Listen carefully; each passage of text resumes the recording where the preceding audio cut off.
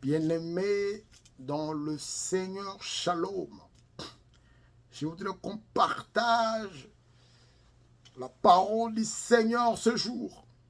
La parole sur la résurrection de Jésus-Christ. Nous allons lire la Bible dans l'Évangile selon Jean, chapitre 20, du 11e au 18e verset. Cependant, Marie se tenait dehors, près du sépulcre, et pleurait. Comme elle pleurait, elle se baissa pour regarder dans le sépulcre. Et elle vit deux anges vêtus de blanc, assis à la place où avait été couché le corps de Jésus. L'un à la tête, l'autre aux pieds.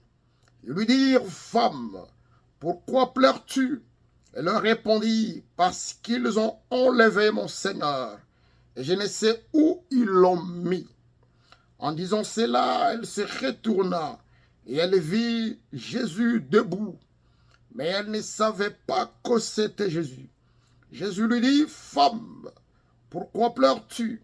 Qui cherches-tu » Elle pensa que c'était le jardinier, lui dit, « Seigneur, si c'est toi qui l'as emporté, dis-moi où tu l'as mis. Je le prendrai. » Jésus lui dit, « Marie. » Elle se retourna et lui dit en hébreu, « Rabouni », c'est-à-dire maître. Jésus lui dit, « Ne me touche pas, car je ne suis pas encore monté vers mon Père.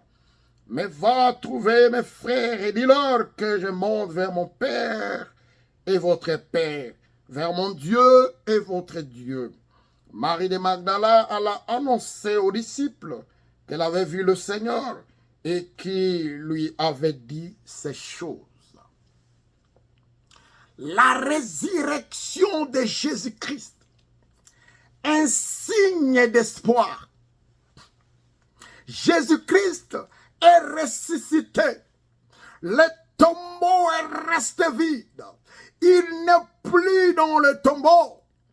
Le Seigneur des Seigneurs, le roi, il est ressuscité. Il n'est plus dans le tombeau. Le tombeau est resté vide. La Bible dit ceci. Dans 1 Corinthiens chapitre 15 verset 26. Le dernier ennemi qui sera détruit, c'est la mort. Et là, nous comprendrons une chose.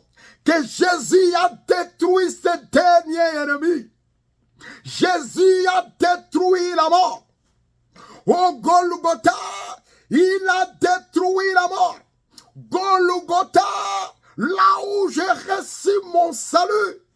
Golgotha, là où mes péchés ont été pardonnés.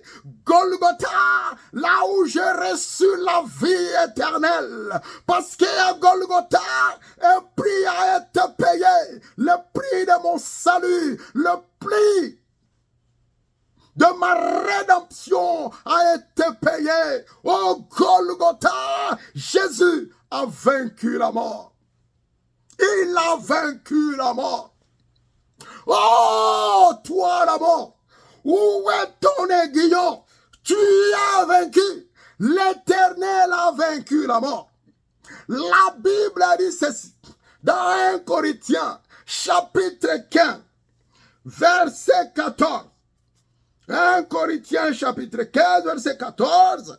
Et si Christ n'est pas ressuscité, notre prédication est donc vaine, et votre foi aussi est vaine. Si Christ n'est pas ressuscité, notre prédication est vaine. Mais là, nous pouvons prêcher avec la puissance du Saint-Esprit, avec la vivacité, parce que Christ est réellement ressuscité. Ma foi n'est plus vaine. Je mets ma foi dans le Seigneur. Je sais que moi aussi je vaincrai la mort. Comme il a vaincu, moi aussi je vaincrai. Ma foi n'est plus vaine. J'ai la vie éternelle. Après cette vie, j'irai au ciel. Ma foi n'est pas vaine. Parce qu'il y a quelqu'un qui a essayé de tout étayer. Il y a quelqu'un qui a ouvert une voie. Il y a quelqu'un qui m'a offert un chemin vers le salut. Il s'appelle Jésus-Christ. Ma foi n'est plus vaine parce que Jésus, il est ressuscité. Il y avait une femme, Marie de Magdala. Si vous lisez Luc, chapitre 8, verset 2, cette femme avait bénéficié des services de Jésus-Christ, où on avait chassé cette mauvaise esprit. Cette démon sortait de cette femme. Depuis ce jour-là, cette femme a compris que la puissance était dans cet homme. Cet homme de Galilée incarne la puissance du Dieu très haut. Et quand Jésus était en train d'être crucifié, cette femme était toujours là. Elle ne pouvait plus quitter Jésus-Christ parce qu'elle avait expérimenté les faveurs divines de la part de Jésus-Christ. Quand Jésus est enterré, cette femme est encore partie. La première seule. Elle est revenue pour prendre les disciples. Que là, on a enlevé le Seigneur. Et quand les disciples sont partis, ils n'ont rien trouvé. Jean et Pierre n'ont rien trouvé. Ils ont cru que réellement, Jésus a été enlevé. On est parti avec lui. Mais la femme est la Marie de Magdala. Alléluia. Cette femme est restée là. Elle s'attendait toujours à quelque chose. Elle s'attendait à quelque chose. Elle a refusé de rentrer. Jusqu'à ce qu'elle a vu Jésus. Bien-aimé dans le Seigneur. Quand une femme est affermie, quand une femme est dynamique, quand une femme est pleinement remplie de la puissance du Saint-Esprit, l'Église est debout. Être femme n'est pas toujours être celle qui détruit l'Église, qui amène les bonnes nouvelles, les mauvaises nouvelles. Non. Cette femme, c'est celle-là qui avait amené la nouvelle de la résurrection de Jésus-Christ aux disciples qui étaient déjà entrés. La femme a vu Jésus-Christ. Le reste sur la croix. Si l'œuvre de la croix ne soit jamais loin de Jésus-Christ, tu verras un miracle. La femme est restée. Elle a vu Jésus-Christ. La première à voir Jésus-Christ. Bien-aimé, loin de Jésus, c'est la mort. Restons au pied de la croix. Restons dans l'œuvre. Continuons dans l'œuvre du Saint-Esprit. Continuons dans l'œuvre qui nous a été légué par Jésus-Christ. Tu verras quelque chose de nouvel dans ta vie. Cette femme a expérimenté les faveurs divines. Les démons sont sortis, mais c'est cette femme-là qui va annoncer la bonne nouvelle. Parce que les autres sont partis, la femme est restée. Elle s'attendait à quelque chose. Attends-toi à quelque chose. Ne bouge pas, tu verras la grâce de la part du Seigneur. Ne bouge pas, ne va pas pleurer ailleurs. Les disciples sont rentrés, la femme est restée jusqu'à ce qu'elle a vu Jésus. Et quand Jésus l'a appelée Marie, elle a compris cette voix. Il n'y a personne qui peut m'appeler de la sorte, si ce n'est que Jésus-Christ. Et elle a répondu, Rabouni, Jésus te connaît par ton nom. Il connaît la puissance à laquelle il peut effectuer l'appel sur toi pour que quelque chose change, pour qu'une connexion s'établisse, pour que tu vois une merveille de sa part. Marie a expérimenté que c'était réellement le cas. Parce que Jésus ne ment pas. Il est celui qui est resté inchangé. Jésus ne changera pas, mais lui changera ta vie. Jésus ne changera pas, mais il le transforme. Il change les circonstances. Il transforme les circonstances.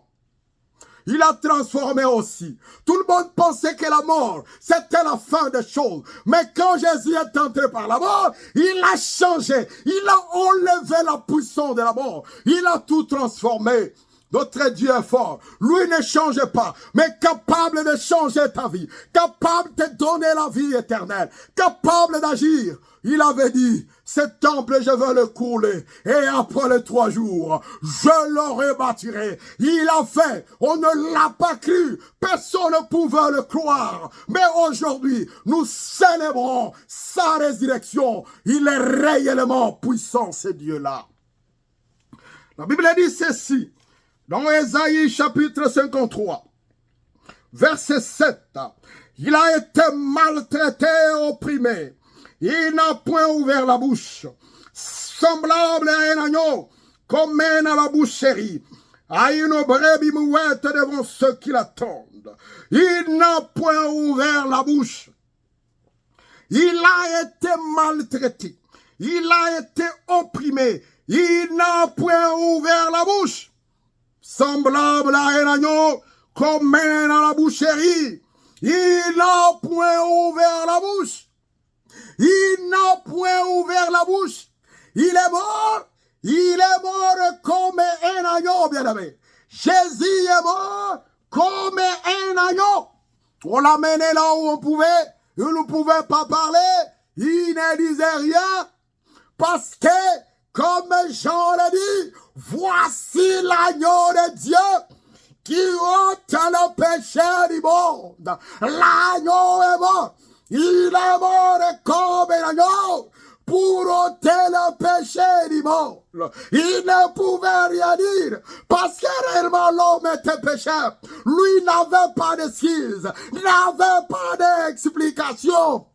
Il laissait faire parce qu'il ne pouvait pas justifier la faute que tu avais fait, la faute que j'avais commise. Il a tout accepté pour te sauver, pour me sauver. Mais laisse-moi te dire, quand il est ressuscité comme le lion de la tribu de Juda. Il n'est plus ressuscité comme un agneau. Là, il a vaincu la mort. Il est ressuscité comme le lion, le véritable lion de la tribu de Juda. Et personne ne pouvait à ce moment le maîtriser. On ne peut plus le maîtriser parce qu'il domine sur tout. Il règne sur tout. Il règne sur la mort. Il domine sur la mort. Il domine sur tout. Et personne ne peut plus le maîtriser. Il est mort comme un agneau pour ôter le péché du monde. Mais il est ressuscité comme le lion de la tribu de Juda. Jésus-Christ est ressuscité. Nous avons la vie éternelle en Jésus-Christ. Toi aujourd'hui, bien-aimé, si tu donnes ta vie à Jésus-Christ, après ta mort, toi aussi tu seras ressuscité. Tu vaincras la mort parce que Jésus est ressuscité. Reçois le Seigneur, comme ça toi aussi, tu as la vie éternelle en Jésus-Christ qui est ressuscité ce jour. Que Dieu vous bénisse. Amen.